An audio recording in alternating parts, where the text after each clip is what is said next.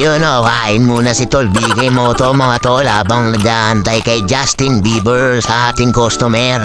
At dito lang po tayo pwede mag-pick up sa pick up area dito sa PIT. Carl Justin.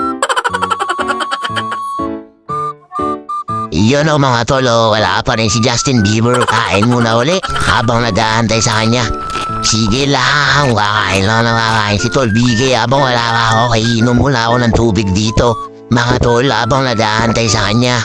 Pag ito'y wala pa, no-show ko na to mga tol. 2,000 years later. Ayun ba? Carl Justin. Ha, ayun. Kala ko lapit. Kasi nakita kakatong pa lang para dyan. Nagigil ka. Sana Butawal yung bot. Eh, lagi ako to. palagi na lang. Lagi ka ron. Lagi rin kasi ako dito. Ito boss, may mga natitikitan to. Depende yan, may toyo minsan, naguhuli.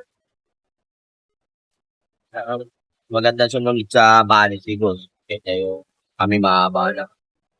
Ang aga-aga naman boss, pinag-iinit mo ulo ko. Kung ako kaya tuyuin boss, ano kayang gagawin mo? At eto na nga mga tol, may pick up na naman tayo dito sa PITX kung saan ang customer nito ay sumusunod at hindi tayo pag-aantayin at ipapahamak mga tol. Dito dapat ang pick up mga tol at drop off area sa dulo nga po mga tol, sa dulo.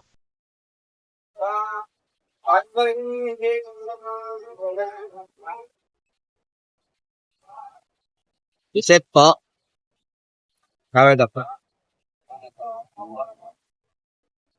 Si ma'am, alam mo yung sakayan, no, ma'am? Ano ba yan? Ito, alam mo yung sakayan dito. Oo, lagi akong araw-araw. Kasi pinipinit ko,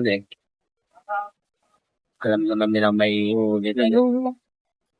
Yun o, sana lahat ng customer ay katulad mo ma'am sumusunod sa policy ng mga lugar na bawal at hindi bawal sumakay at hindi mapapahama ang mga rider para hindi matikitan. Salamat at marami pa siyes na katulad mo ma'am. God bless to all, always good vibes para always happy everyday. Babush!